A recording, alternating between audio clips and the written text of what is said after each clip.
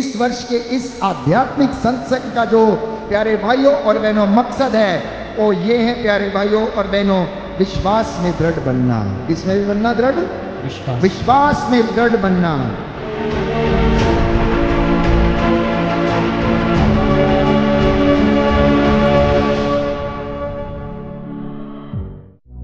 अपने दोनों हाथों को खुला छोड़ें,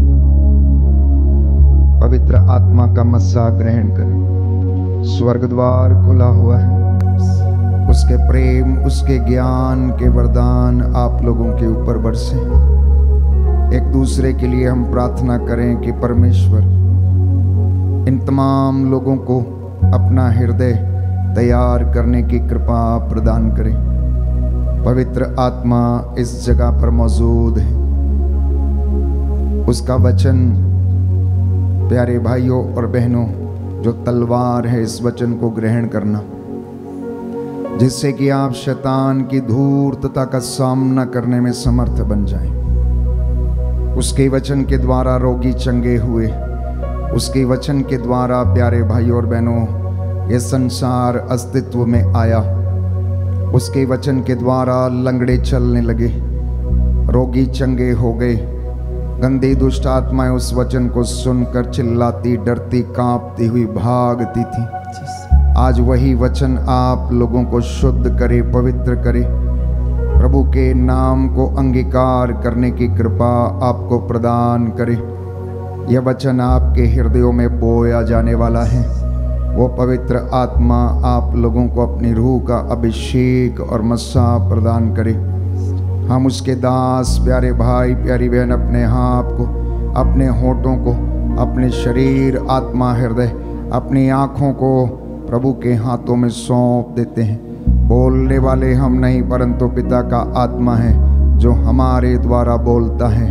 ये वचन प्यारे भाई, प्यारी बहन, प्रभु आपसे बोलने जा रहा है। बोलो amen, amen, hallelujah, hallelujah, hallelujah, hallelujah, hallelujah, hallelujah, hallelujah, hallelujah. Yeshu की स्तुति हो, यीशु की स्तुति हो, यीशु को धन्यवाद, यीशु को धन्यवाद, यीशु की आराधना हो, यीशु की आराधना, यीशु की महिमा हो, यीशु की महिमा, यीशु को धन्यवाद, यीशु को धन्यवाद। हे प्रभु यीशु, हे प्रभु यीशु, आपका वचन, आपका वचन आत्मा और जीवन है, आत्मा और जीवन है। मैं इस वचन को स्वीकार करता हूँ, स्वीकार करता हूँ। हे प्रभु यीशु, हे प्रभु यीशु, इस वचन के द्वारा, इस वचन के द्वारा मेरे शरीर के, मेरे परिवार के, मेरे बच्चों के असंख्य बंधनों को तोड़ दीजिए, तोड़ दीजिए। Hallelujah, hallelujah, hallelujah, hallelujah, hallelujah, hallelujah. बैठ जाइए। प्रियजनों, आध्यात्मिक सत्संग ये हमारे आध्यात्मिक जीवन की एक यात्रा है। जैसे आप अपने परिवारों में, अपने जीवन में अनेक तीर्थ यात्राओं में शामिल होते हैं, वैसे ही हमें इन पवित्र सत्संग और पवित्र साधनाओं के द्वारा हमें अपनी आध्यात्मिक यात्रा को भी करना चाहिए। और परमेश्वर ने हमें यह सुंदर समा दिया जिससे कि मैं और आप अपने आध्यात्मिक जीवन की यात्रा को जरा मनन चिंतन करके देखें कि ये कितनी अच्छी चल रही है या कितनी अच्छी नहीं चल रही है। कितने लोग यीशु को जानते हैं? जरा हाथ खड़ा करना। सभी लोग जानते हैं, सभी लोग जानते हैं। मेरे पुराने प्रवचनों में जिन्हें आप YouTube पे सुनते हैं, मैं आपको बताता आया हूँ कि प्रभु कहता मेरा घर बनाओ और मैं तुम्हारा घर बनाऊँगा, तुम मेरे साथ रहो और मैं तुम्हारे साथ रहूँगा, तुम मेरी आराधना करो और मैं तुम्हें आशीष दूंगा। यदि तुम्हारे जीवन में पवित्रता है तो मेरा अभिषेक तुम्हारे साथ साथ चलेगा। यदि तुम मुझ में रहोगे तो मैं तुम में रहूँगा। यदि तुम मेरा आदर करोगे तो मैं तुम्हारा आदर करूँगा। और यदि तुम अपने भाई या बहन को क्षमा करोगे तो मेरा स्वर्गीय पिता भी तुम्हें क्षमा करेगा। जो अपने भाई या बहन को क्षमा नहीं करता वो हत्यारे के समान है, और तुम जानते हो कि हत्यारे में जीवन नहीं है। मैंने पूछा कितने लोग यीशु को जानते हैं, तो आपने सबने हाथ खड़ा किया कि मैं जानता हूँ। कितने लोग यीशु की बातों को जानते हैं?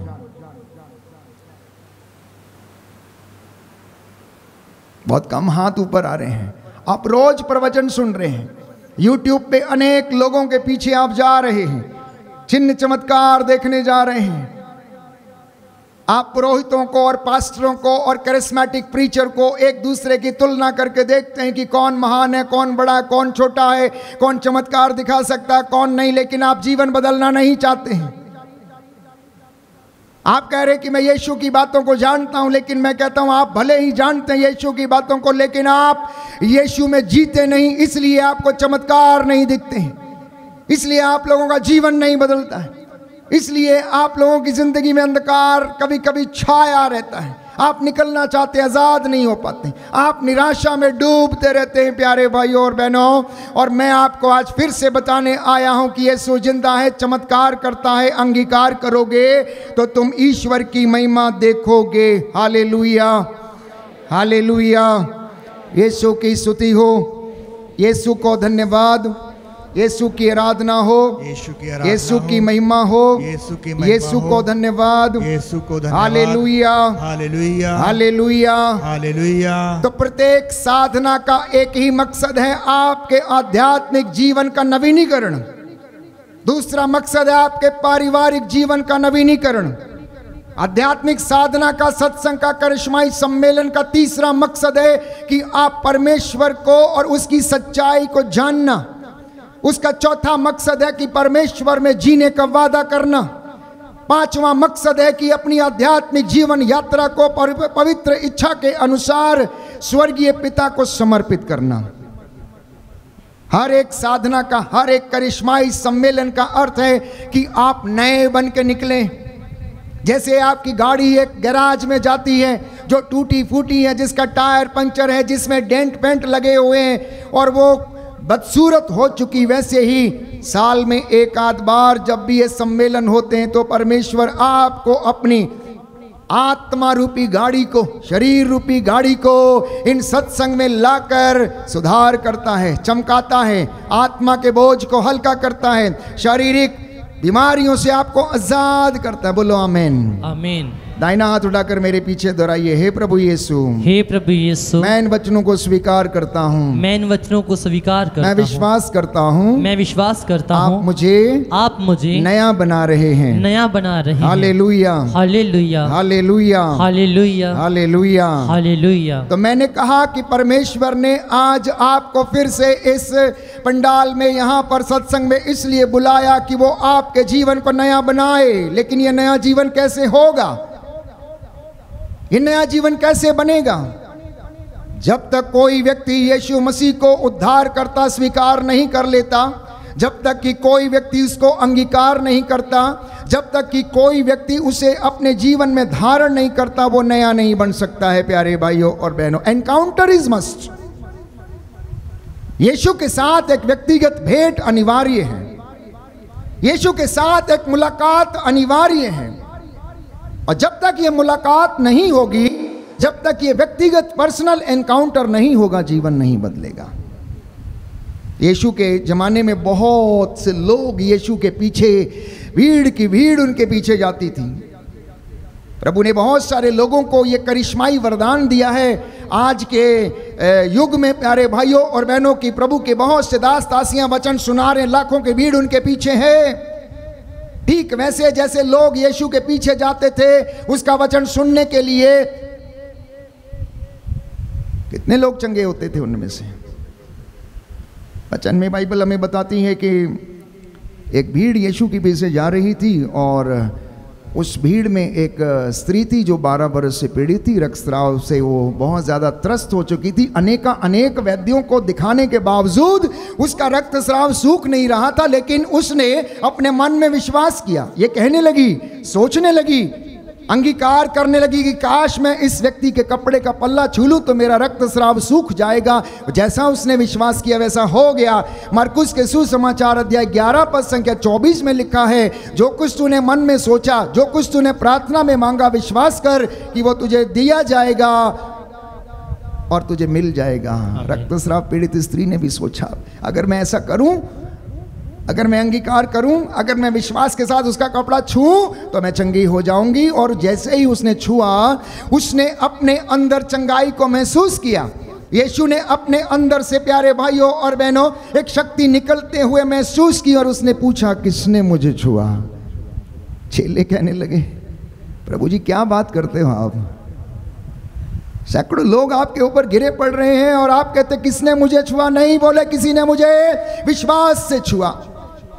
आप यहाँ पर 500 के आसपास लोग बैठे हुए हैं। जितने लोग विश्वास के साथ आज छुएंगे, मांगेंगे, अंगीकार करेंगे, जीवन बदलने का निर्णय लेंगे, योशुआ के समान अपने घर के साथ मिलकर प्रभु की सेवा करने का निर्णय लेंगे, तो आपका जीवन बदलेगा। प्यारे भाई और बहनों, बोलो आमीन, आमीन, बोलो आमीन, आमीन। दाहिना हाथ उठाकर अंगीकार करना, हालेलुया, हालेलुया। हे प्रभु यीशु, हे प्रभु यीशु, मैं विश्वास करता हूँ, मैं विश्वास करता हूँ, आप मेरे जीवन को, आप मेरे जीवन और को मेरे परिवार को बदल देंगे, और मेरे परिवार को बदल देंगे। Hallelujah, hallelujah, hallelujah, hallelujah. तो मैंने कहा इस सत्संग का मकसद यही है कि हमारा पुराना सब कुछ बदलना चाहिए, एक नया स्वभाव हमें धारण करना चाहिए।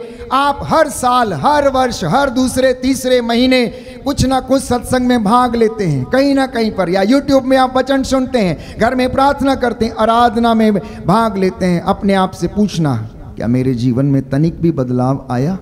क्या मेरी पुरानी भाषा बदली? क्या मेरी पुरानी जुबान नई हुई? क्या मैंने गाली देना बंद किया? क्या मैंने बुरा बोलना बंद किया? क्या मैंने ईर्ष्या, निंदा, द्वेष से अपने आप को अलग किया? अगर किया होगा तो जरूर चमत्कार आपकी जिंदगी में हुआ भी होगा। बच्चों की जिंदगी में भी उन्नति हुई होगी, आपकी जिंदगी में भी हुई होगी। अगर नहीं किया तो आज वादा करना, इस वर्ष के इस आध्यात्मिक सत्संग का जो प्यारे भाइयों और बहनों मकसद है वो ये है, प्यारे भाइयों और बहनों, विश्वास में दृढ़ बनना। किस में भी बनना? दृढ़ विश्वास, विश्वास में दृढ़ बनना। और विश्वास दृढ़ कैसे होता है? संत पौलुस लिखता है, कैसे होता है? वचन सुनने से विश्वास उत्पन्न होता है, और जो सुना जाता है वो ईश्वर का वचन है। तो दूसरा मकसद इस आने वाले 2 दिनों का जो वचन सुनाया जाएगा, वचन में दृढ़ बनना। और तीसरा, वचन को सुनने के बाद आत्मा में चलने की कोशिश करना। कितने लोग कहते हैं कि मैं आत्मा में चलने की कोशिश करूंगा? हाथ उठाइएगा, अंगीकार करना। Hallelujah, hallelujah. मेरे पीछे बोलिए, हालेलुया, हालेलुया। हे प्रभु यीशु, हे प्रभु यीशु, मुझे आशीष दीजिए, मुझे आशीष दीजिए, जिससे कि मैं आपकी आत्मा में चल सकूं। Hallelujah, hallelujah, hallelujah, hallelujah. और जितने लोग आत्मा में चलेंगे, जितने लोग आत्मा की अगुवाई में जिएंगे, शरीर की वासनाओं से तृप्त नहीं होंगे, और उनके घर और उनके मन परिवर्तित हो जाएंगे। मैं आपको विश्वास दिलाता हूं, यीशु मसीह के वचन के नाम पर, यीशु मसीह के 5 घावों, इसके पवित्र मरण पुनरुत्थान की योग्यता से मैं आपको विश्वास दिलाता हूं। संत पौलुस लिखता है कि जितने भी लोग आत्मा के द्वारा संचालित हैं, वो शरीर की वासनाओं की तृप्ति के लिए अपना जीवन व्यतीत नहीं करेंगे, वो शरीर की वासनाओं की तृप्ति नहीं करेंगे। इसलिए प्रभु चाहता है कि मेरे बच्चों से कहो कि ये ईसा का मनोभाव धारण करें, ये अपने जीवन को शुद्ध करें, ये अपने जीवन को पवित्र करें।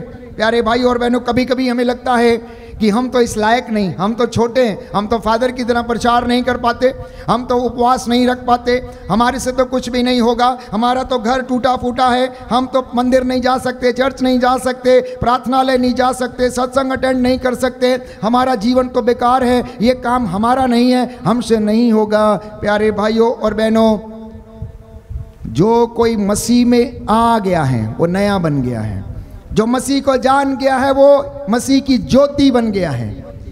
इसलिए प्रभु यीशु कहता है कि तेरी ज्योति मनुष्यों के सामने चमकती रहे, वो बुझे नहीं। तेरे कामों को देखकर, तेरे घराने को देखकर लोग जाने कि तू मेरा बेटा है, तू मेरा अनुयायी है, तू मेरा खादम है, तू मेरा बेटा है, तुम मेरी बेटी है। जब तक आपके कामों को ना देखेंगे वो लोग ना पहचानेंगे। इसलिए भीड़ के पीछे नहीं दौड़िए, यीशु के पीछे दौड़िए, चमत्कारों के पीछे मत दौड़िए, मन परिवर्तन करने के लिए दौड़िए, अपना पुराना पीछे छोड़िए और नया धारण करिए। और नया, प्यारे भाइयों और बहनों, मसीह के पास है, नया पवित्र आत्मा में है। जब आप उसमें आ जाएंगे तो वो आपका जीवन बदल देगा। बोलो आमीन, आमीन, हालेलुया, हालेलुया। कुछ लोग निराशा लेकर बैठे हैं, कुछ लोग अंधकार में बैठे हुए बोलते हैं हमारा कुछ नहीं होगा। प्यारे भाइयों और बहनों, ऐसे ही एक बार अंधकार को ना बड़ा अहंकार हो गया अपने ऊपर।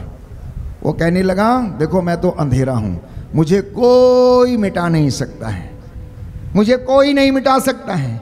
वहाँ छोटी सी एक मोमबत्ती आई और मोमबत्ती जलने लगी और जैसे ही जली वहाँ पर प्रकाश हो गया और अंधकार मिट गया। अंधकार का अहंकार खत्म हो गया। प्यारे भाइयों और बहनों, जहाँ निराशा है, जहाँ अशांति है, जहाँ समस्या है, जहाँ तंगी है, जहाँ दुख है, जहाँ मुसीबत है, अगर वहाँ पर यीशु मसीह का एक वचन विश्वास के साथ अंगीकार किया जाए पवित्र आत्मा की अगुवाई में, तो उस जगह पर वो अपना काम करेगा और निराशा जैसे अंधकार को वो मिटा देगा, पाप को वो तोड़ देगा। ये प्रभु हमसे वादा करता है। बोलिए amen, amen, hallelujah, hallelujah, hallelujah, hallelujah, hallelujah, hallelujah. Yeshu की स्तुति हो, यीशु की स्तुति हो, यीशु को धन्यवाद, यीशु को धन्यवाद, यीशु की आराधना हो, यीशु की आराधना यीशु हो, की महिमा हो, यीशु की महिमा यीशु हो, को धन्यवाद। यीशु को धन्यवाद। तो मोमबत्ती जो छोटी सी है, अंधकार पूरी जगह पर फैलता है। उसने कहा मैं छोटी तो हूँ, बहुत छोटी हूँ, मैं तेरा मुकाबला कर तो नहीं सकती, लेकिन मैं जलूंगी तो तुझे यहाँ से हटना पड़ेगा। अगर मैं जलूंगी तो तुझे यहाँ से हटना पड़ेगा। कभी कभी परिवार में जब 4-5 लोग बैठे होते, निराशा में, दुख में डूबे होते, उनमें से एक भी विश्वास के साथ उपवास करके प्रार्थना करता, प्रभु के वचन की घोषणा करता, तो उस घर में शांति आएगी और परमेश्वर प्यारे भाइयों और बहनों उस घर का उद्धार करेगा। तो मसीही जीवन कोई परंपरा नहीं है, मैं आपको बताना चाहता हूँ, ये कोई परंपरा नहीं है, परंतु मसीह में जीवित और गतिशील अनुभव है। ये क्या है? ये जीवित और गतिशील अनुभव है जिसे मुझे और आपको रोज अनुभव करने की जरूरत है। इसलिए मैंने कहा जीवन बदलना है तो एनकाउंटर करना, जीवन बदलना है यीशु को अनुभव करना। फादर अशोक को जब तक आप देखते रहेंगे आपका जीवन नहीं बदलेगा। फादर अशोक आपको वचन सुनाएगा, फादर अशोक आपको प्रभु की अगुवाई में ले चलेगा, फादर अशोक आपके लिए प्रार्थना करेगा, लेकिन जीवन बदलने का काम परमेश्वर का है प्यारे भाइयों और बहनों। और वो तब होगा जब आप यीशु से वचन के रूप में मुलाकात करेंगे, एनकाउंटर करेंगे, अन्यथा नहीं बदलेगा, अन्यथा नहीं बदलेगा। आप वचन को सुनने के बाद अपना जीवन बदलने के लिए तैयार रहिएगा।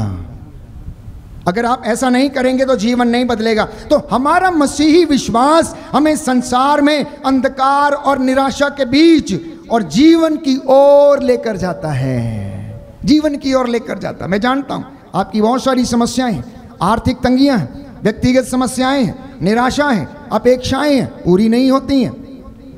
प्यारे भाई और बहनों, अपना जीवन प्रभु को समर्पित करना और प्रभु उसे बदलता, उसे वो चेंज करता है। जब हम विश्वास में चलते हैं तो परमेश्वर के सामर्थ्य और प्रेम को हम अनुभव करते हैं।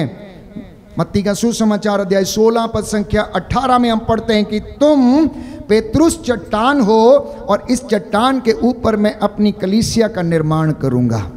पेत्रुस तुम चट्टान हो, इस चट्टान के ऊपर मैं अपनी कलीसिया का निर्माण करूंगा। क्या घर का मुखिया, क्या घर का मुखिया जो पापा है या मम्मी है, क्या आप पेत्रुस की तरह चट्टान बन सकते हैं? यदि आप बन गए तो आपके घर का उद्धार हो जाएगा।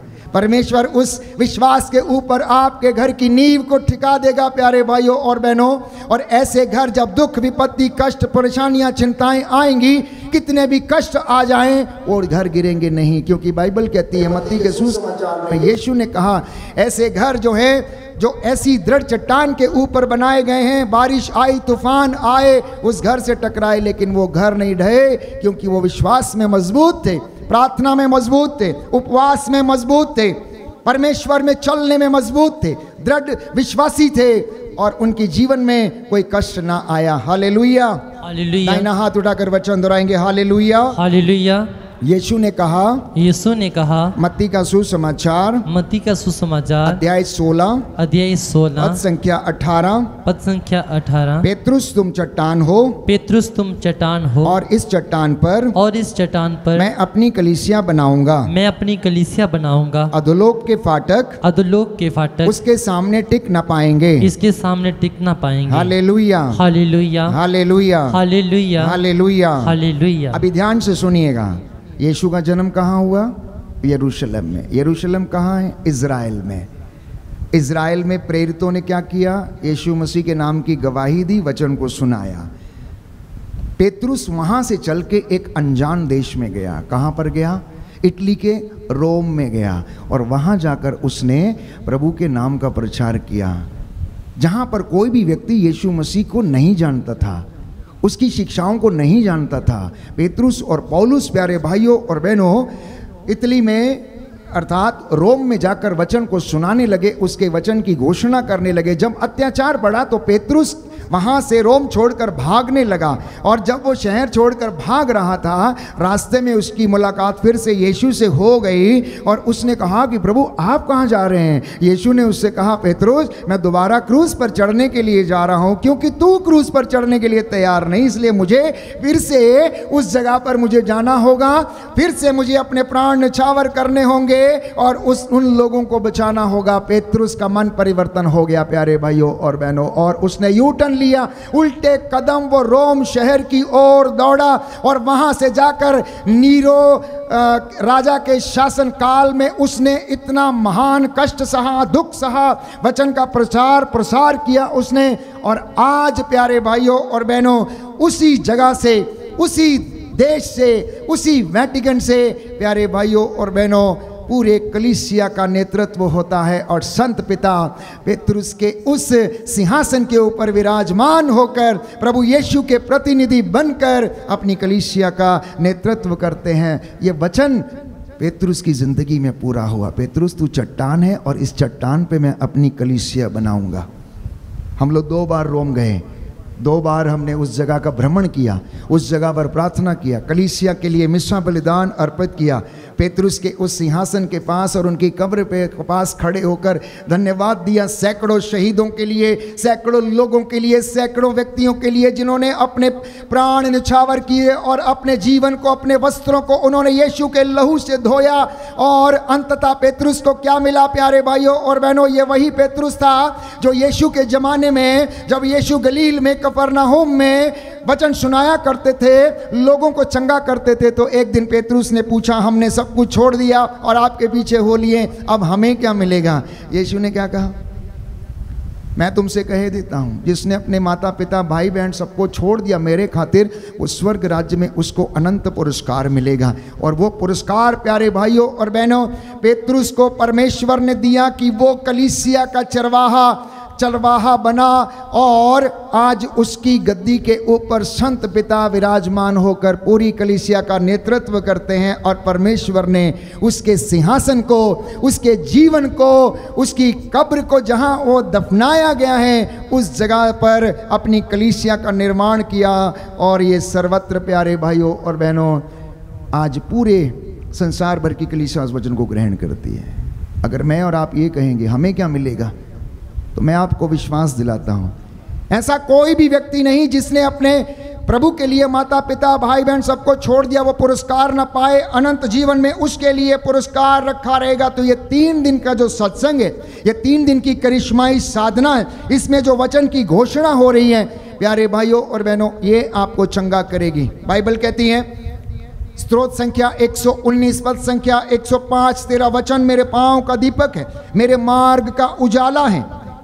और ये प्यारे भाइयों और बहनों मेरी और आपकी ज़िंदगी से अंधकार को दूर करता है। कई लोग, जो आप लोग अपने हाथ में टॉर्च पकड़ के जाते हैं या दिया पकड़ के जाते हैं, आप मुझे बताइए कितनी दूर चलते हैं, कितना आपको दिखता है? केवल जहां आपका हाथ में दिया होता है उसके नीचे सिर्फ आपको नज़र आता है कि यहाँ उजाला है, आगे कुछ दिखता नहीं है। कहने का तात्पर्य यह है, एक एक कदम जब आप चलते हैं, जिंदगी में कोई निर्णय लेते हैं तो वचन को अपने सामने रखिए, मार्गदर्शन उससे प्राप्त करिए, ताकि आपके कदम कदम में वो उजाला होता जाए। ये वचन आपको पाप से दूर रहने की प्रेरणा देता है, ये वचन आपको ईश्वर में दृढ़ बने रहने की प्रेरणा देता है। इसलिए मैंने कहा आने वाले 3 दिनों में आप इस वचन में दृढ़ बनना, विश्वास में दृढ़ बनना, अंधकार को ये दूर करेगा, पवित्र आत्मा में चलने के लिए आपकी सहायता करेगा। बोलो आमेन, आमेन, हालेलुया, हालेलुया। हे प्रभु यीशु, हे प्रभु यीशु, आपके वचन आत्मा और जीवन है, आत्मा और जीवन है। इन वचनों के द्वारा मेरे जीवन का अंधकार दूर कीजिए, अंधकार दूर कीजिए। Hallelujah, hallelujah, hallelujah, hallelujah. मैं फिर से वही बात कहना चाहता हूँ। 2 घड़े थे, एक टूटा हुआ था और एक साबुत था। एक स्त्री रोज उनको कुएं पर लेकर जाती थी और वो उनमें पानी भर के लेके आती थी और अपने घर में लोगों को पिलाया करती थी, घर में देखभाल के लिए इस्तेमाल किया जाता था। एक दिन बेचारा एक घड़ा बड़ा निराश हो गया और वो रोने लगा और कहने लगा, मैं किसी काम का नहीं हूँ, मैं तो टूट गया हूँ, मेरा आधा पानी तो रास्ते में ही बिखर जाता है, मेरी ज़िंदगी में बड़ी निराशा है, आई एम यूजलेस, कोई मुझे ध्यान नहीं देता, कोई मेरी रिस्पेक्ट नहीं करता है और मैं इसके जैसा नहीं हूँ, ये तो पूरे का पूरा घड़ा है, मैं तो आधा टूटा हुआ हूँ। तो वो जो स्त्री थी रोज़ उसको ढो के लाती थी, वो हंसती है, मुस्कुराती है और उसे प्यार से उसके ऊपर हाथ फेरती है, कहती है तू चिंता क्यों करता है, तू निराश क्यों होता है, तू नहीं जानता है जब मैं पानी भर के यहाँ से आती हूँ तो ये पानी तेरे अंदर से जो गिर जाता है नीचे, रास्ते में जितने पौधे उनको सींचता हुआ आता है और दूसरे दिन जाके देखती हूँ तो उसमें फूल खिले होते हैं, दूसरे दिन जाके देखती हूँ तो उसमें फूल खिले होते हैं। एक व्यक्ति जिसके अपने मन में अपने प्रति इस तरीके के विचार हैं, उसमें परमेश्वर कोई ना कोई अच्छाई जरूर देखता है। इसलिए अपनी तुलना दूसरों के साथ नहीं करना, परंतु परमेश्वर में बढ़ना। आप जैसे भी हैं, टूटे हैं, फूटे हैं, लेकिन अगर आप मसीह में हैं तो लोगों के लिए आप मसीह की ज्योति हैं। आप उनके लिए आशीर्वाद का कारण बन सकते हैं, आप उनके लिए प्रेम के कारण बन सकते हैं, आप अपने परिवार के लिए आशीर्वाद के कारण बन सकते हैं। इसलिए प्यारे भाइयों और बहनों, प्रभु यीशु ने कहा मत्ती का सुसमाचार अध्याय 7 पद संख्या 24, जो कोई मेरी ये बातें सुनता और उन पर चलता है वह उस बुद्धिमान के सदृश है जिसने चट्टान पर अपना घर बनाया। पानी बरसा, नदियों में बाढ़ आई, आंधियां चली, तूफान आए, उस घर से टकराए, लेकिन वो घर खड़ा रहा, वो घर गिरा नहीं। तो जो कोई व्यक्ति प्रभु में चलता है, आत्मा में चलता है, उसके अंदर प्रेम, शांति, सहनशीलता और पवित्र आत्मा का सामर्थ्य कार्य करता है। इसलिए प्रेरितों का कार्यकलाप, Acts of the Apostles chapter 1 verse 8 लिखा है, परंतु जब पवित्र आत्मा तुम पर उतरेगा तो तुम सामर्थ्य पाओगे और यरूशलेम और सारे यहूदिया, सारी समारिया में, पृथ्वी के हर एक छोर तक मेरे गवाह होंगे। बोलो आमेन। दाहिना हाथ उठाकर अंगीकार करेंगे, हालेलुया, हालेलुया। हे प्रभु यीशु, हे प्रभु यीशु, मुझे अपनी गवाही देने का सामर्थ्य प्रदान कीजिए, सामर्थ्य प्रदान कीजिए। आपका वचन कहता है, आपका वचन कहता है, प्रेरितों का कार्यकलाप, प्रेरितों का कार्यकाल अध्याय 1 पद संख्या 8, परंतु जब पवित्र आत्मा तुम पर उतरेगा तो तुम्हें सामर्थ्य मिलेगा और यरूशलेम और सारी यहूदिया और सारी समारिया में और पृथ्वी के हर एक छोर तक तुम मेरे गवाह होंगे। Hallelujah, hallelujah, hallelujah, hallelujah. तो इन दिनों में विशेष रूप से प्रियजनों, आत्मा की अगुवाई मांगना। बहुत से लोग प्रार्थना करते हैं लेकिन आत्मा में चलते नहीं हैं। प्रियजनों, ये आत्मा हमारी अगुवाई करता, ये आत्मा में जीवन देता। इसलिए संत पौलुस लिखता है, जब तक आत्मा हम पर ना उतर आए, हमें विश्वास ना दिला दे, हमें अभिषेक ना कर दे, हम में से कोई भी व्यक्ति ये नहीं कह सकता कि ईसा ही प्रभु है। इसलिए हर दिन आत्मा की अगुवाई में चलना, विशेष तौर पर इन 3 दिनों में आत्मा की अगुवाई में चलना। मैं ऐसा क्यों कहता हूं? क्योंकि संत पौलुस लिखता है रोमियो को, प्यारे भाइयों और बहनों की आत्मा ईश्वर के हृदय के रहस्यों को जानता है। बोलो आमेन, आमेन, हालेलुया, हालेलुया। मैं आपके लिए वचन पढ़ना चाहता हूं, अध्याय 8, रोमियो का पत्र अध्याय 8 पद संख्या 26 और उससे आगे लिखा है, आत्मा भी हमारी दुर्बलता में हमारी सहायता करता है। हम नहीं जानते कि कैसे प्रार्थना करनी चाहिए, किंतु हमारी अस्पष्ट आहों के द्वारा आत्मा स्वयं हमारे लिए विनती करता है। ईश्वर हमारे हृदय का रहस्य जानता है, वह समझता है कि आत्मा क्या कहता है, क्योंकि आत्मा ईश्वर के इच्छा के अनुसार संतों के लिए विनती करता है। संतों के लिए विनती करता है। परमेश्वर जो हृदयों की थाह लेता है, जब आत्मा प्यारे भाइयों और बहनों हमारी उन अस्पष्ट आहों से प्रार्थना करता, आप अनायास ही रोने लगते हैं। जब आप वेदी के सामने आते, घुटना टेकते हैं, आपका दिल प्यारे भाइयों और बहनों फट जाता है। आप उस दिल को फाड़ कर प्रार्थना करने लगते हैं, पूछने लगते हैं, आखिर मेरे साथ ऐसा क्यों? मुझे आशीष क्यों नहीं मिलती? मेरा जीवन पवित्र क्यों नहीं? मेरे बच्चे को आशीष क्यों नहीं? मेरी जिंदगी में इतना कष्ट क्यों है? और अनायास आप रोने लगते हैं। प्यारे भाइयों और बहनों, प्रभु का वचन कहता है, वो अस्पष्ट आहों के द्वारा जब पवित्र आत्मा प्रार्थना करता है तो परमेश्वर उसको सुन लेता है। क्यों? क्योंकि परमेश्वर हमारे हृदय के रहस्यों को जानता है, और जब वो इन अस्पष्ट आहों के द्वारा आत्मा प्रार्थना करता है तो प्रियजनों हमारी जिंदगी में चंगाई आती है, आशीष आती है। तो ये 3 दिवसीय सत्संग आपके जीवन के परिवर्तन की पुकार है। जीवन ज्योति आश्रम में यह यूं ही नहीं लगाया गया। स्वयं प्रभु यीशु जैसे कफरनाहूम, गलील की झील के किनारे, सिदोन और तीरुस के प्रांतों में जाकर वचन सुनाया करते थे, बेथानिया जाया करते थे, अपने गांव स्वयं नाजरत में जाया करते थे। वहां पर लोगों की भीड़ उनके पीछे आया करती थी वचन को सुनने के लिए। जितनों ने विश्वास किया, बाइबल कहती सबको जीवन मिला, उनके हृदय परिवर्तित हो गए।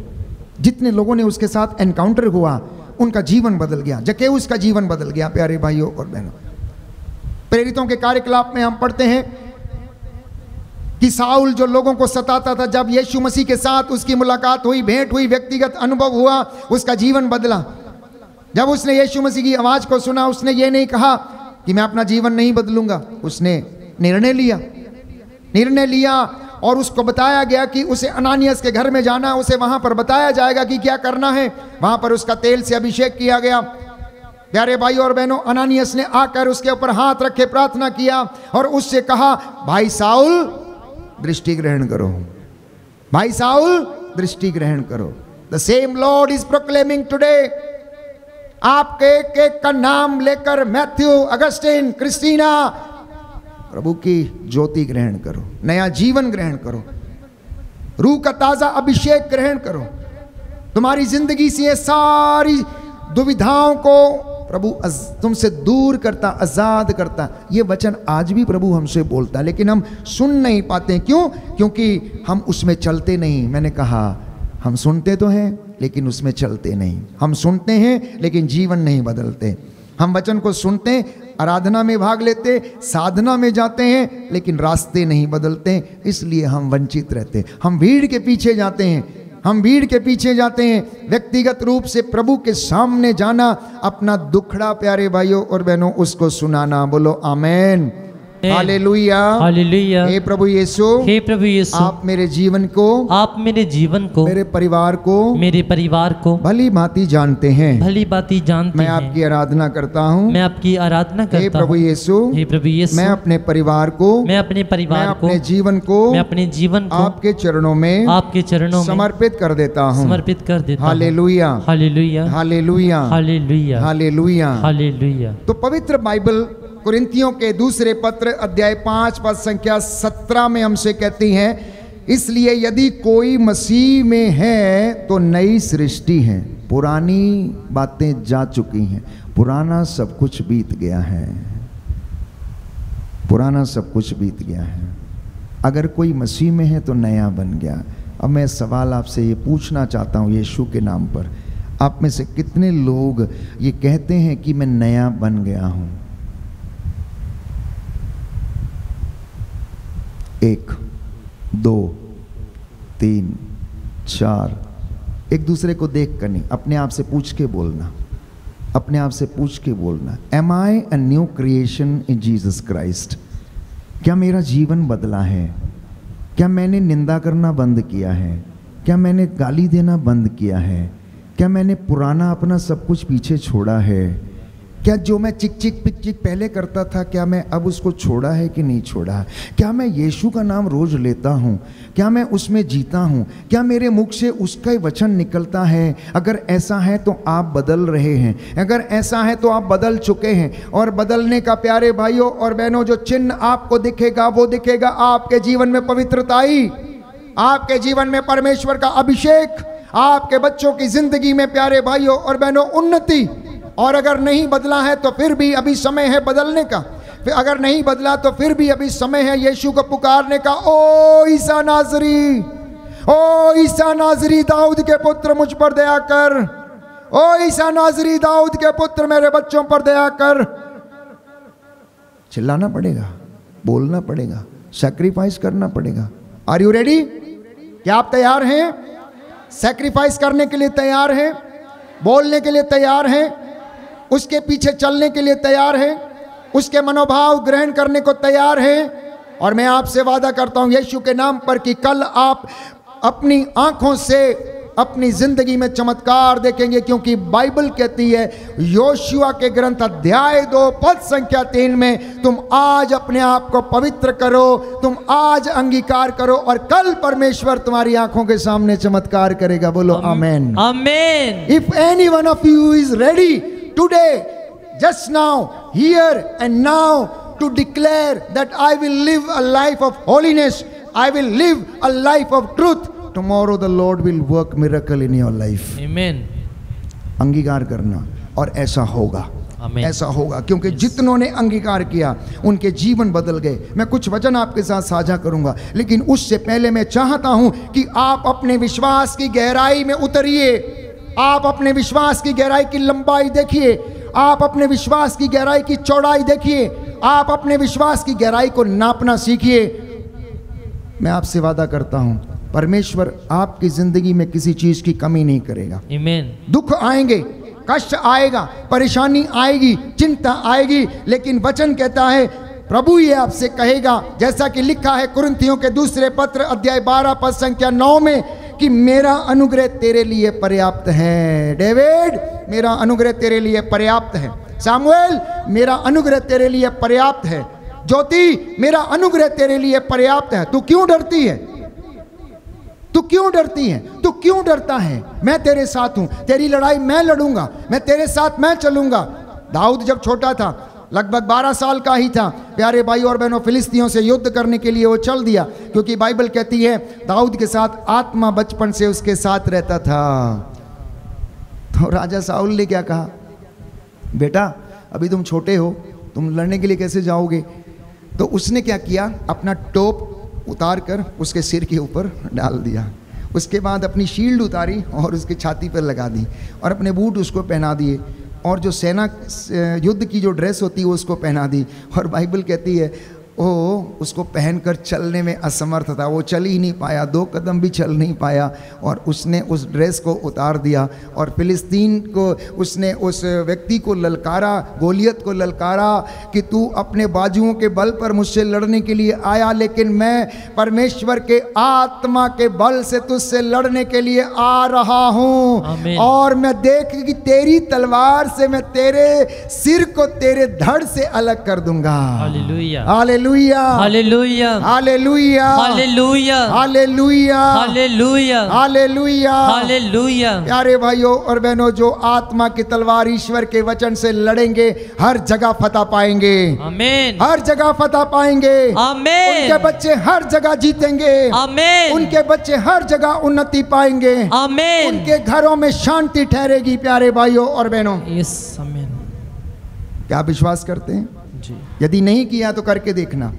लगभग पिछले 5 सालों से मैं आपको वचन सुनाने का प्रयास कर रहा हूं, YouTube के माध्यम से या अन्य सत्संग के माध्यम से, साधनाओं के माध्यम से। जिन्होंने उसको सुना है, अंगीकार किया, उनके घर बदल गए, उनके जीवन बदल गए। इसलिए मैंने कहा चिन्ह चमत्कारों के पीछे मत दौड़ो, लोभ लालच के पीछे मत दौड़ो, परमेश्वर के पीछे दौड़ो। अपनी जिंदगी बदलने के लिए दौड़ो, अपना मन परिवर्तन करने के लिए दौड़ो। चमत्कार आपकी जिंदगी में खुद होंगे।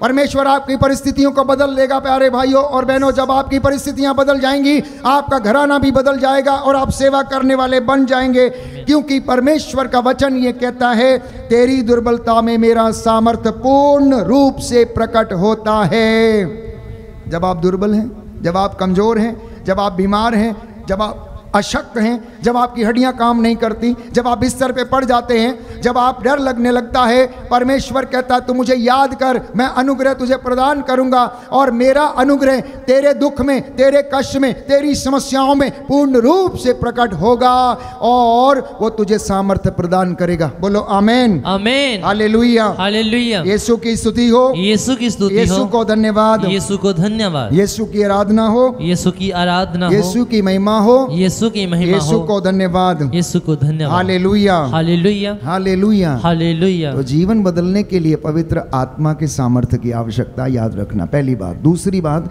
जीवन बदलने के लिए पवित्र आत्मा में चलने की आवश्यकता है। तीसरी बात, पवित्रता में बढ़ने और उसमें चलने की आवश्यकता है। चौथी बात, संसार मेरा और आपका जीवन नहीं बदल सकता, माता पिता हमारा जीवन नहीं बदल सकते, वो केवल हमें शिक्षा दे सकते हैं। टीचर हमारा जीवन नहीं बदल सकते, वो केवल हमें शिक्षा दे सकते हैं। हमें पैसा कमाना सिखा सकते हैं, हमें नौकरियों पर बढ़ा सकते हैं, लेकिन परमेश्वर में अनुग्रह में बढ़ाने वाला एक ही व्यक्ति है, पवित्र त्रित्व का तीसरा व्यक्ति, और वो है पवित्र आत्मा, जो हमारी अस्पष्ट आहों के द्वारा प्रार्थना करता है और हमारे लिए अनुग्रह का स्रोत बन जाता है। प्यारे भाइयों और बहनों, इसलिए संत पौलुस कुरिन्थियों के दूसरे पत्र अध्याय 5 पद संख्या 17 में लिखता है, जो मसीह में है वो नई सृष्टि बन गए हैं, पुरानी बातें बीत गई हैं, देखो सब कुछ नया हो गया है। बोलो आमेन। दाहिना हाथ उठाकर इस वचन को दोहराएंगे, hallelujah, hallelujah, hallelujah, hallelujah, hallelujah, hallelujah. प्रभु का वचन कहता है, प्रभु का वचन कहता है, कुरिन्थियों का दूसरा पत्र, कुरिन्थियों का दूसरा पत्र अध्याय 5 पद संख्या 17, जो मसीह में है, जो मसीह में है, वे नई सृष्टि बन गए हैं, वे नई सृष्टि बन गई हैं, पुरानी बातें बीत गई हैं, पुरानी बातें बीत गई हैं, देखो सब कुछ नया हो गया है, देखो सब कुछ नया हो गया है। Hallelujah, hallelujah, hallelujah, hallelujah, hallelujah, hallelujah. Yeshu हमें नया कैसे बनाता है? आप बहुत कुछ जानते हैं, वचन पढ़ते हैं, कई महान संतों और ऐसे दासों की किताबों को पढ़ते हैं, उनके प्रवचनों को सुनते हैं, और वो लोग अपना अनुभव आप लोगों के साथ शेयर करते हैं। मैं आपसे पूछना चाहता हूँ, क्या आपके पास कोई ऐसा अनुभव है जहां पर यीशु ने साक्षात रूप से आपके साथ भेंट की हो? Have you got any life experience of encountering with Jesus Christ? किसी एक व्यक्ति के जिंदगी में ऐसा कोई व्यक्तिगत अनुभव है जहां पर प्रभु यीशु ने साउल के जैसे आपको दर्शन दिया, चाहे आपके सपने में दर्शन दिया हो?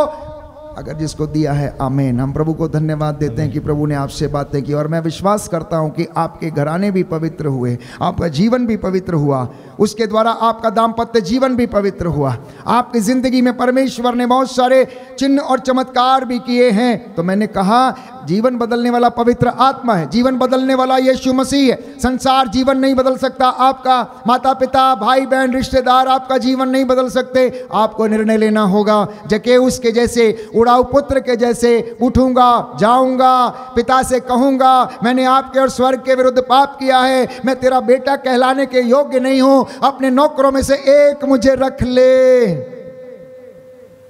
ऐसा वाला भाव प्रभु के दासों में, याजकों में, लोक धर्मियों में, चुने हुए लोगों में जब तक नहीं आएगा तब तक वो गले से नहीं लगाएगा। प्यारे भाई और बहनों, उसके इतना कहने से, उड़ाऊ पुत्र के इतना कहने से उसके पिताजी ने दोनों हाथों को फैलाया, उसे अपने गले से लगाया, उसने उससे एक भी सवाल नहीं किया, इतने दिन कहाँ था, किसके साथ सोया, किसके साथ रहा, क्या किया, कैसा किया, कहाँ था, तू मेरा सब कुछ लुटा दिया। ऐसा उसने किसी एक शब्द नहीं कहा। और वही कहीं आपका बेटा या बेटी आपके घर आएगी तो आप 100 सवाल उसको टक टक टक टक टक टक गोलियों की तरह, गेट लॉस्ट, भागो यहां से, जाओ यहां से, कोई तुम्हारी मां नहीं, कोई तुम्हारा बाप नहीं, तुमने ये किया, तुमने वो किया। मनुष्य दोष लगाने पर रहता है, लेकिन परमेश्वर दोष नहीं लगाता। प्यारे भाई और बहनों, अपनी माँ से, आप अपनी बहन से, अपने पति से 70 बार एक ही बात को दोहराते रहते, तुम्हारा जीवन ऐसा था, तुम उसके पीछे गए, तुम इसके पीछे गए, तुमने ऐसा किया, तुमने हमें बर्बाद कर दिया, तुमने हमें लुटा दिया। क्षमा कहाँ से मिलेगी? क्षमा कहाँ से मिलेगी? जीवन पवित्र कैसे होगा? जीवन कैसे बदलेगा? स्वर्गीय पिता क्षमा कैसे करेगा? उड़ाऊ पुत्र के पिता ने एक सवाल नहीं किया प्यारे भाई और बहनों उससे। ऐसा प्यार, ऐसा अनोखा प्यार उस प्रभु का है जो हमें गले लगाने के लिए तैयार रहता है। तो मैंने कहा जीवन बदलने का काम जो परमेश्वर का है, जीवन बदलने का काम, मसा करने का काम, अनॉइंटिंग देने का काम पवित्र आत्मा का है। संसार हमें बदल नहीं सकता, केवल प्रभु यीशु हमें पवित्र आत्मा के सामर्थ्य से बदल सकता, हमारे अंतर मन को चेंज कर सकता है। इसलिए आज बहुत से लोग मसीह तो हैं, मसीह को जानते तो जरूर हैं, लेकिन मसीह में जीना नहीं जानते, जीना नहीं जानते। जिस दिन आप मसीह में जीना सीख जाएंगे, जिस दिन आप मसीह में चलना सीख जाएंगे, जिस दिन आप उसके मनोभावों के अनुसार अपना जीवन व्यतीत कर लेंगे, उस दिन आपके मन में एक संतुष्टि होगी। उस दिन आप सेल्फ कंटेंट पर्सन होंगे जो पवित्र आत्मा की अगुवाई में चलेंगे, क्योंकि नया जीवन केवल नियमों का पालन नहीं परंतु आत्मा का अनुभव है। क्या है? क्या है? आत्मा का अनुभव है। बोलो नया जीवन, नया जीवन आत्मा में अनुभव है, आत्मा में अनुभव है, आत्मा का अनुभव है, आत्मा में अनुभव है। Hallelujah, hallelujah, hallelujah, hallelujah. और ये हमें कैसे मिलता है? सबसे पहला प्रिंसिपल है इसका, यीशु मसीह से एनकाउंटर अर्थात साक्षात्कार। जब आप घर में प्रार्थना करने के लिए बैठते हैं, बच्चे नहीं आ रहे, चिल्लाइए मत। अपने सामूहिक प्रार्थना के अलावा व्यक्तिगत प्रार्थना करने के लिए थोड़ी देर के लिए बैठिए, प्रभु से बात करने के लिए।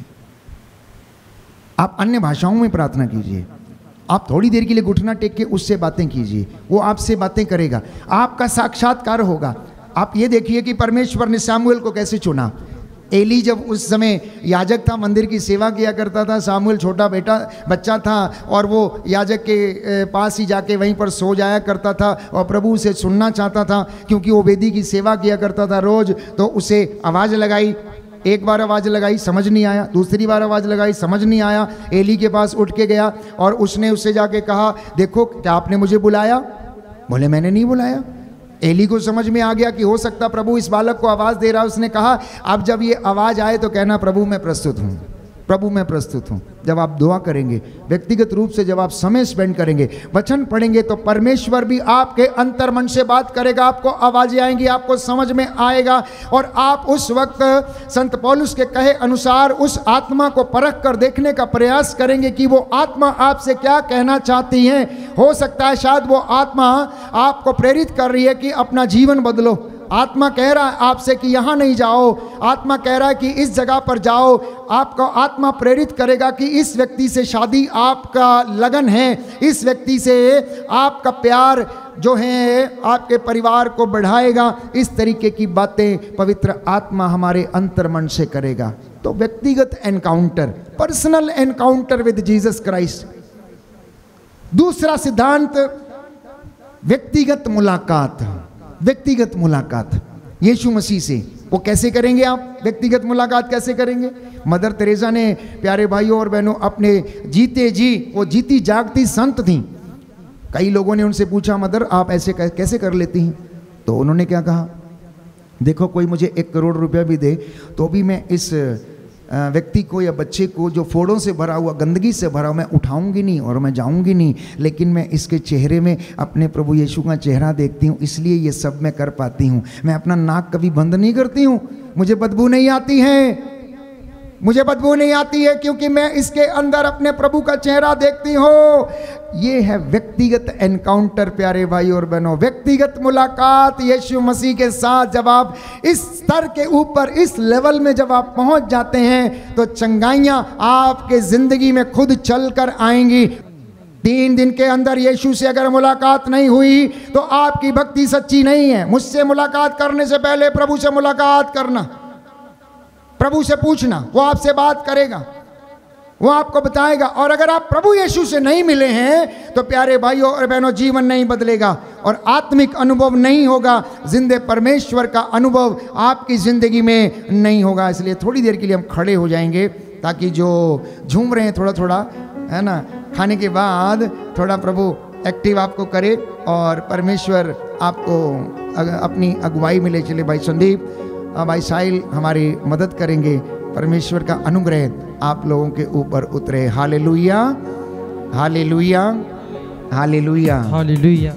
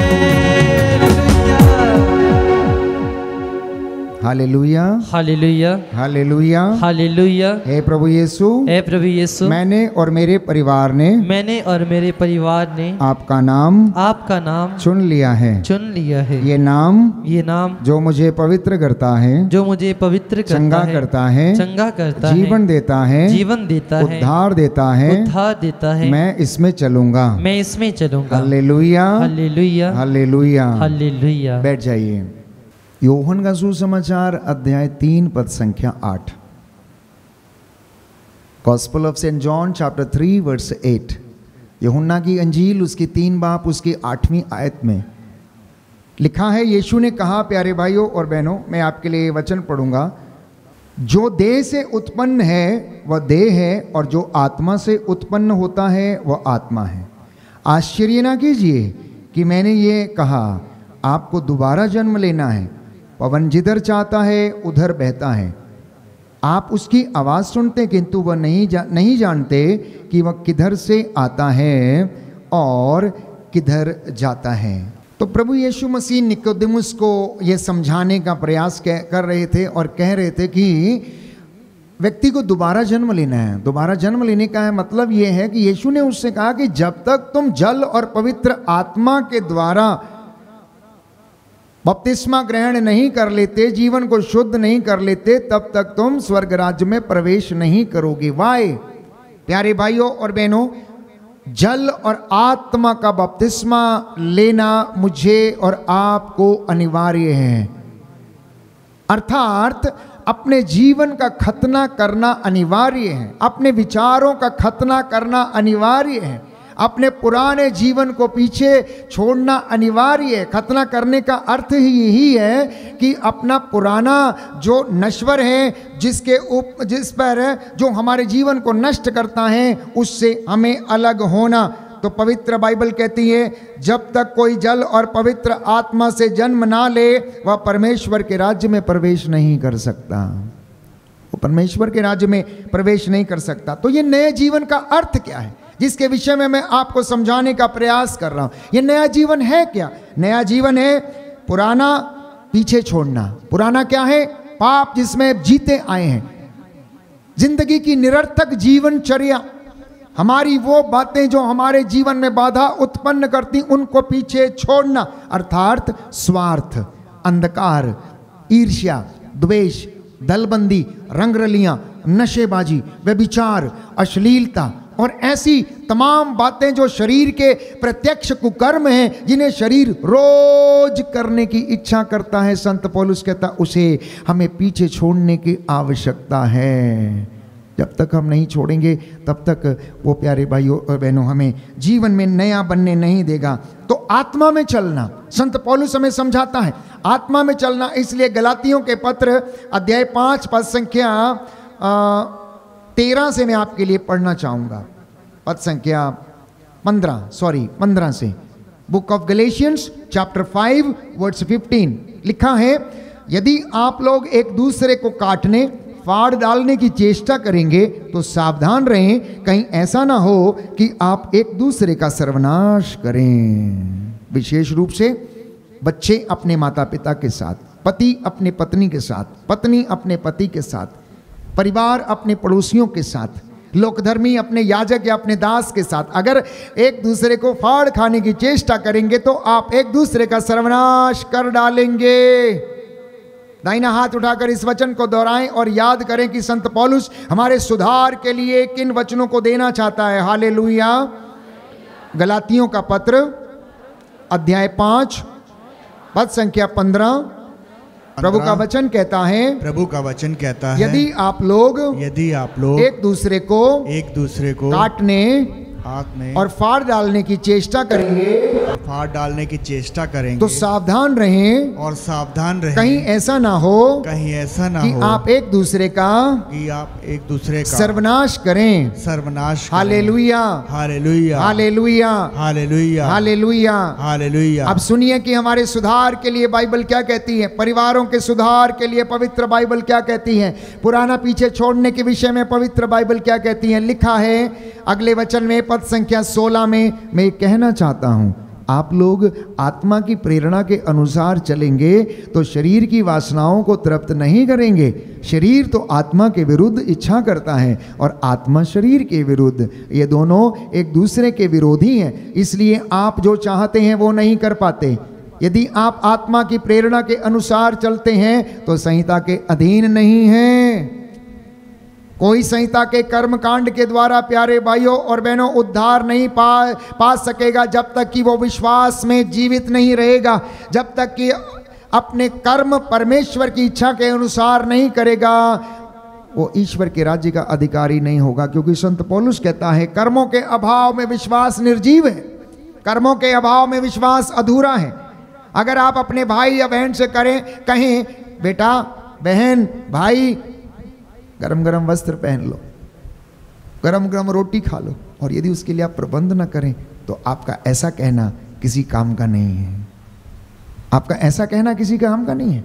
जब आप उससे कहते हैं कि गरम वस्त्र पहन लो, गरम हो जाओ, भोजन कर लो, तो आपका यह भी कर्तव्य बनता है कि उसके लिए वो चीज़ आप मुहैया कराएं, परमेश्वर के नाम पर आप उसको देकर आएं। हो सकता वो गरीब है, अपने आप में सक्षम नहीं है, अपने आप में वो जीवन व्यतीत नहीं कर पाता, तो आप उसके लिए एक आशीर्वाद का कारण बन जाएं, आप उसके लिए एक प्रेरणा स्रोत बन जाएं।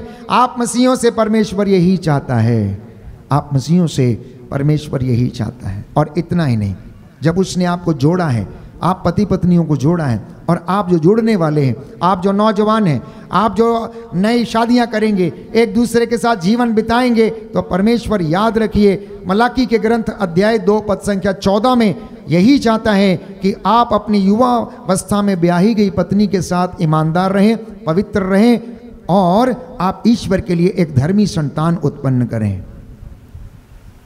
हर एक व्यक्ति, हर एक मसीह व्यक्ति जो मसीह को जान गया, मसीह में जीवन जीने का प्रयास करता है, परमेश्वर आपसे एक धर्मी संतान की उत्पत्ति चाहता है। इतना ही नहीं, आपके दाम्पत्य जीवन की पवित्रता चाहता है, आपके वैवाहिक जीवन की पवित्रता चाहता है, आपकी संतानों की पवित्रता चाहता है। और जब आप उसके लिए पवित्र बनेंगे, जब आप उसके लिए आप अपने प्राणों को निछावर करेंगे, तो वो आपको ब्लेस करेगा। क्योंकि परमेश्वर ने इजरायली जनता को क्यों बुलाया? पवित्र होने के लिए बुलाया। कलीसिया को क्यों बुलाया? पवित्र करने के लिए बुलाया। अपनी प्रजा को क्यों चुना? पवित्र करने के लिए चुना। आप क्यों यहाँ बैठे हैं? आप अपना जाके काम कर सकते हैं, बहुत बड़े आपकी नौकरियां हैं, आप जहाँ लगे हुए, आप क्यों आए हैं? मैं समझता हूँ आप में से बहुत से लोग परमेश्वर को धन्यवाद देने आए, बहुत से लोग अपने आध्यात्मिक नवीनीकरण के लिए आए, बहुत से लोग परिवार में आशीषों के लिए आए हैं, बहुत सारे लोग रोगों से चंगाई पाने के लिए आए, बहुत सारे लोग परमेश्वर में चलने के लिए, वचन को सुनकर शिक्षा ग्रहण करने के लिए आए हैं। तो आप में से बहुत से लोग चिन्ह चमत्कारों को अनुभव करने के लिए भी आए हैं, और आप में से बहुत से लोग परमेश्वर का वचन सुनकर उसमें दृढ़ बनने के लिए आए हैं। जैसा आपने विश्वास किया, आपके जीवन में आज परमेश्वर वैसा ही करेगा। बोलिए amen, amen, hallelujah, hallelujah, hallelujah, hallelujah. Yeshu की स्तुति हो, यीशु की स्तुति हो, यीशु को धन्यवाद, यीशु को धन्यवाद, यीशु की आराधना हो, यीशु की आराधना यीशु हो, की महिमा हो, यीशु की महिमा यीशु हो, को धन्यवाद, यीशु को धन्यवाद, हालेलुया, हालेलुया। तो प्रियजनों, आत्मा अगर आपका जीवन परिवर्तित करेगा तो बहुत सी बातें हैं। कुछ 3 बातें मैं आपसे कहना चाहता हूं, और वो पहली बात है कि आपको आत्मिक ज्ञान प्रदान करके वो आपको बदलता है।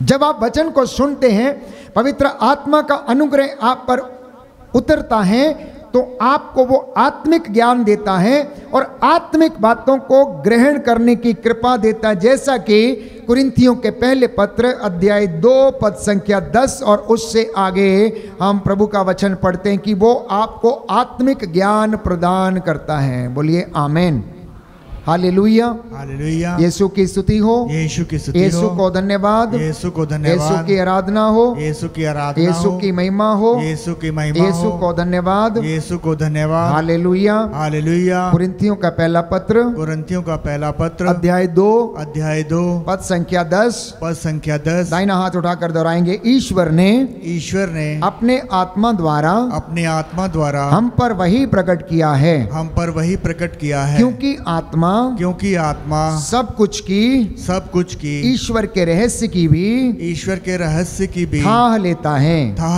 Hallelujah, hallelujah, hallelujah, hallelujah. तो पहली बात जो आत्मा आपके और मेरी जिंदगी में करता है, हमें ईश्वरीय ज्ञान अर्थात आत्मिक ज्ञान से हमें भर देता है, इसलिए आत्मा में चलना। दूसरी बात, वो हमें पवित्रताई का जीवन व्यतीत करना सिखाता है। क्या सिखाता है? पवित्रता का जीवन जीने के लिए हमें सिखाता है। जिनके पास बाइबल है, गलातियों का पत्र अध्याय 5 पद संख्या 16 और उससे आगे हम पढ़ते हैं कि आप लोग आत्मा की प्रेरणा के अनुसार चलेंगे तो वासनाओं की तृप्ति आप नहीं करेंगे। पद संख्या 22 में यदि आप पढ़ेंगे तो आत्मा का फल है प्रेम, आनंद, शांति, सहनशीलता, मिलनसारी, दयालुता, ईमानदारी, सौम्यता और संयम, और इनके विरुद्ध कोई विधि नहीं है। जिनके पास बाइबल खोल लें, दाहिना हाथ उठाकर मेरे पीछे वचन को दोहराएंगे। Hallelujah, hallelujah, hallelujah. गलातियों का पत्र अध्याय 5 पद संख्या 22 प्रभु का वचन कहता है, आत्मा का फल है प्रेम, आनंद, शांति, सहनशीलता, मिलनसारी, दयालुता, ईमानदारी, सौम्यता और संयम, इनके विरुद्ध कोई विधि नहीं है।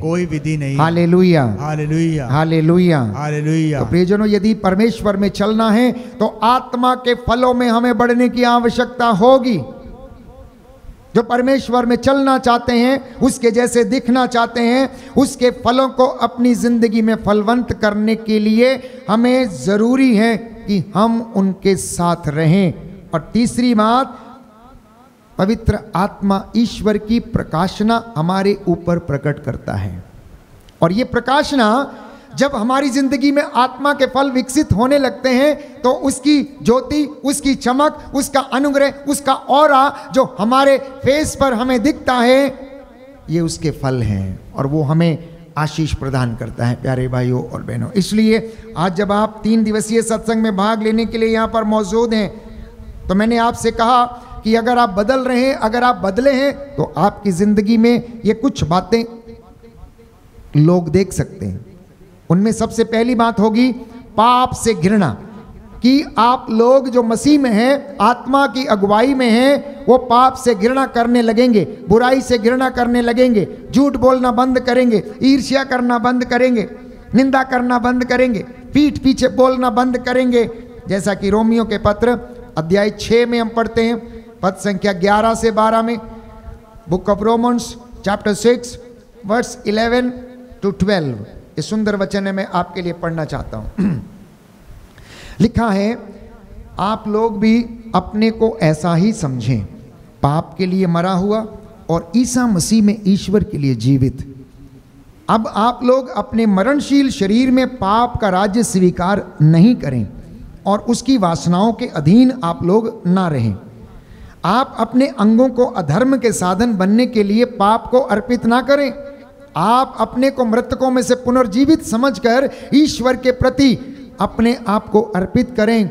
अपने अंगों को धार्मिकता के साधन बनने के लिए ईश्वर को सौंप दीजिए। बोलिए आमेन, आमेन। दाहिना हाथ उठाकर इस वचन को दोहराएंगे और याद करेंगे। प्रभु कहता है रोमियो का पत्र अध्याय 6 पद संख्या 11 और उससे आगे,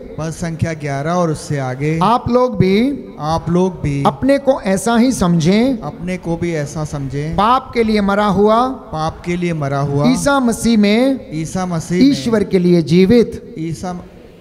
अब आप लोग अपने मरणशील शरीर में पाप का राज्य स्वीकार नहीं करें और उसकी वासनाओं के अधीन नहीं रहें।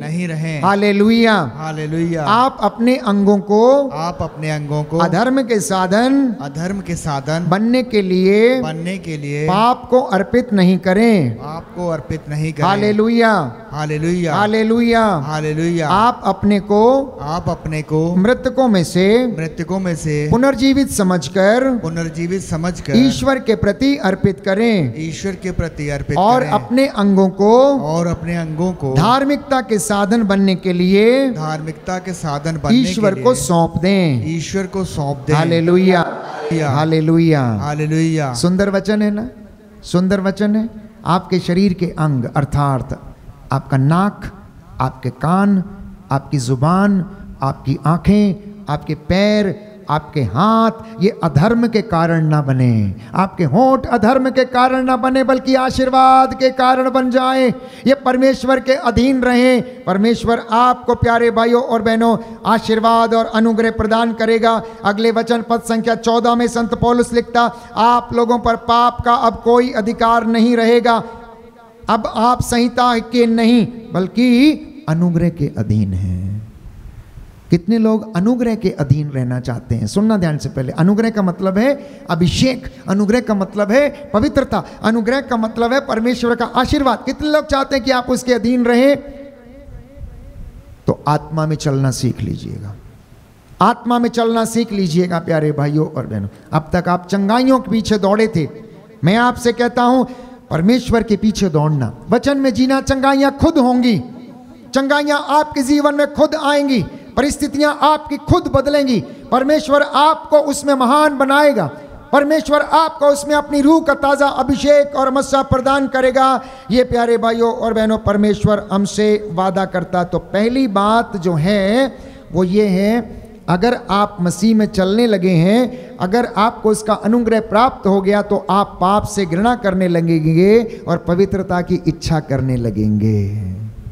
पवित्रता की इच्छा, मन की पवित्रता, विचारों की पवित्रता, होठों की पवित्रता, श्रवण शक्ति की पवित्रता, शरीर के अंगों की पवित्रता, आपकी दृष्टि की पवित्रता। जो आप देखते हैं उसमें पवित्रता दिखे, आपको अश्लीलता ना दिखे, प्रलोभन ना दिखे, चोरी ना दिखे, झूठ ना दिखे, फरेब ना दिखे, धोखा नहीं, परंतु परमेश्वर में बढ़ने, परमेश्वर में पवित्रताई का जीवन जीने की कृपा आप लोगों को मिले। ये पहला ऐसा चिन्ह होगा कि आप बदल रहे हैं, अगर ये सारी बातें आपके परिवार में घटित हो रही हैं तो। दूसरी बात, मत्ती का सुसमाचार अध्याय 6 पद संख्या 14 से लेकर 15 तक, यदि तुम एक दूसरे के पाप क्षमा करोगे तो मेरा स्वर्गीय पिता भी तुम्हारे अपराधों को क्षमा कर देगा। ये दूसरा चिन्ह होगा चंगाई का, ये दूसरा चिन्ह होगा अनुग्रह का आपके परिवार में, कि यदि आप अपने भाई को या बहन को या पड़ोसी को क्षमा करते हैं तो परमेश्वर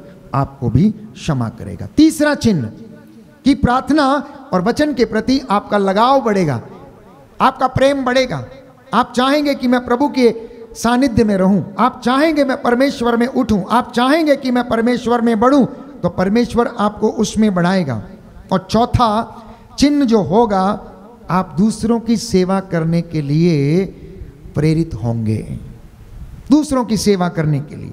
क्योंकि यीशु ने कहा मत्ती के सुसमाचार अध्याय 5 पद संख्या 14 और से लेकर 16 में, जो तुम संसार की ज्योति हो और तुम्हारी ज्योति मनुष्यों में चमके, तुम्हारी ज्योति मनुष्यों में चमके। तो यदि आप परमेश्वर के काम करेंगे तो परमेश्वर की ज्योति आपके द्वारा लोगों की जिंदगी में चमकेगी। प्यारे भाइयों और बहनों, तो मैं आपसे साक्षात्कार के विषय में बात कर रहा था, एनकाउंटर के विषय में बात कर रहा था। बहुत से लोगों के का प्रभु यीशु मसीह के साथ एनकाउंटर हुआ, और मैंने कहा साउल का एनकाउंटर हुआ, पेतरुस का मन परिवर्तन हुआ, जकेउस का एनकाउंटर हुआ, और एक बहुत अच्छा उदाहरण यूहन्ना की अंजील, उसकी 4 बाब, उसकी 7 से लेकर 26वीं आयत, अर्थात यूहन्ना का सुसमाचार अध्याय 4 पद संख्या 7 से लेकर 26 तक 26 में हम पढ़ते हैं कि पनघट पर एक समारी स्त्री जाकर बैठ गई।